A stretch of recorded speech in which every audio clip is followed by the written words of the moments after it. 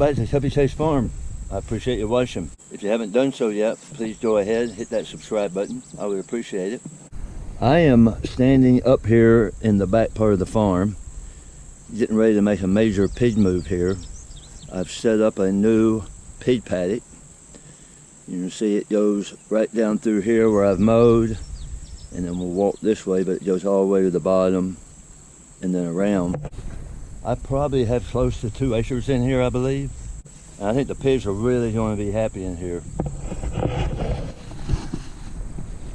As with my other pig paddock, you see I'm set up with polywire.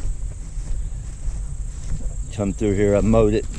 Some areas I had to get the chainsaw out, had to get the weed eater out. I am using at this point only a single strand of wire. I had originally started out with 2 strands. As the pigs got bigger, I went down to 1. It's definitely easier when you're only having to deal with 1 strand of wire. And even with the smaller pigs, when I put them on pasture, I went ahead and only used 1 wire, and it seems to work out fine for me right now.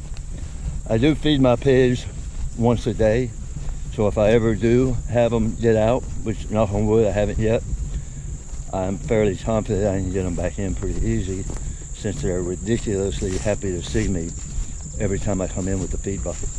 So I'm coming in down here at the bottom. We just started out up there.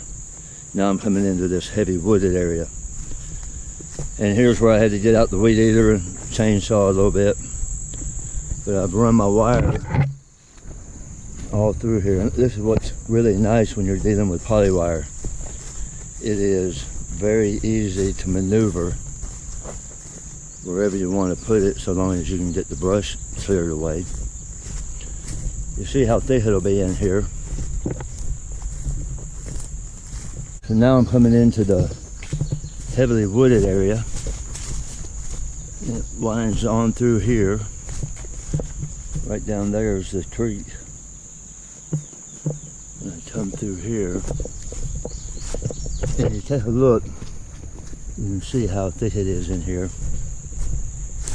And right here is the edge of the fence of where they are right now. You see thickness, and then what they've done here. This is where they're going. This is where they've been. When I first moved them in here, I could not see this tree right here. It was so grown up, and I have a tree down. But it was covered up in honeysuckle and low branches, and all this was grown up.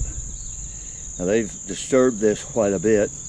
You see there's not really any wallows, but I would like to come in here, especially in the fall when I put them back in, but come back in and seed with some type of cool season grass. Probably need to take some of these cedars out. But they have absolutely cleaned this area out.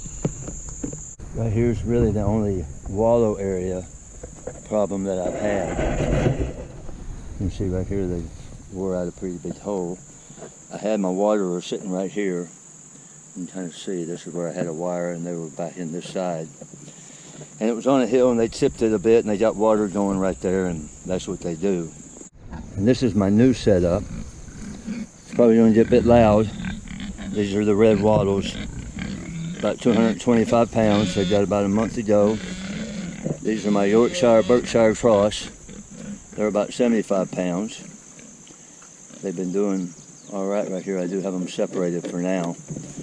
But on my waterer here, I have electric running on both ways, so it divides it up into 4 different drinking holes.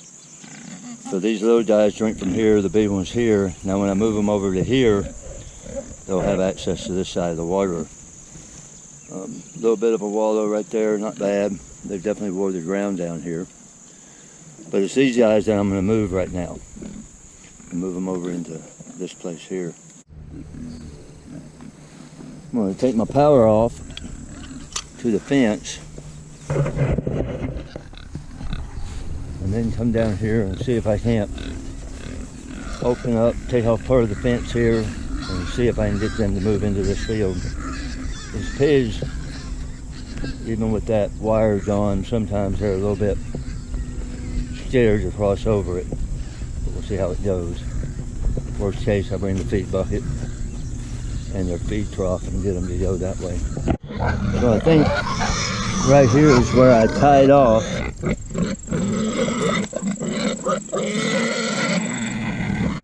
Alright, so I've got it undone.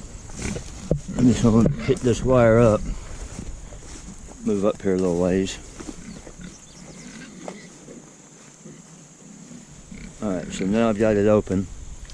I've got some going through. I thought they made some of them for sure.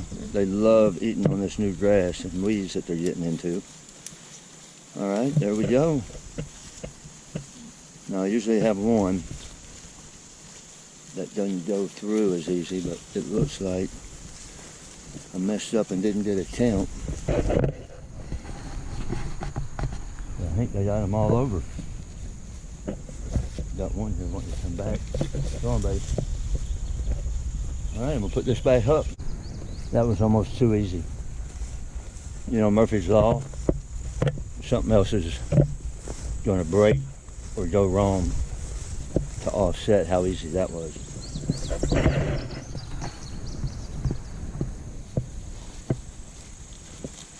Here they are in their new spot.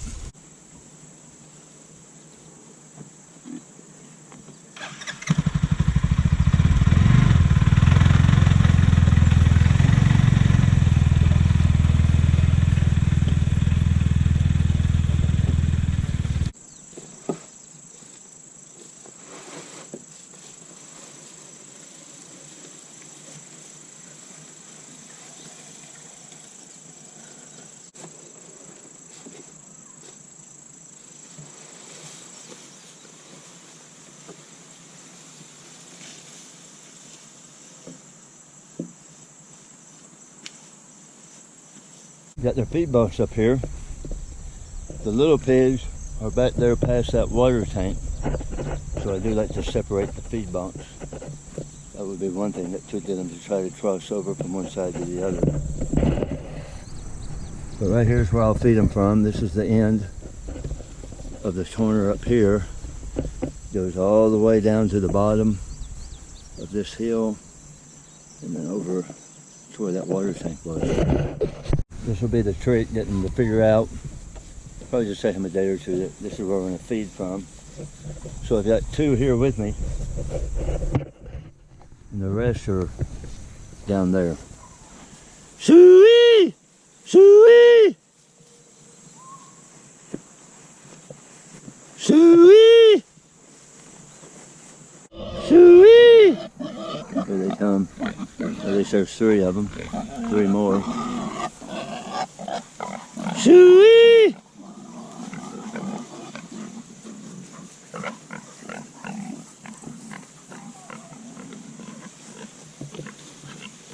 One, two, three, four, 5, 6, 7. Missing 3. I hope this isn't Murphy's Law that I was talking about. 8, 9, and 10. So far so good. Feed these big boys.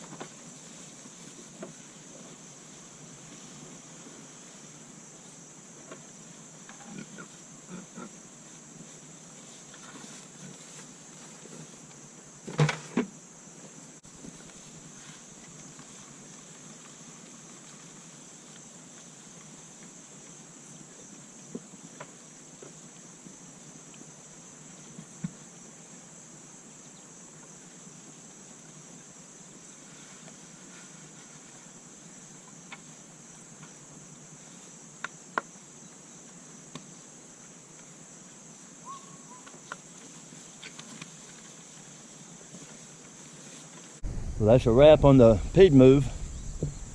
Got the new paddock set up. These guys will be going in the processor, 5 of them at least. in the next month, and then 5 more after that. As always, I appreciate all the support for Tuppy Chase Farm. You can find out more about us at tuppychasefarm.com. I hope everyone has a great week.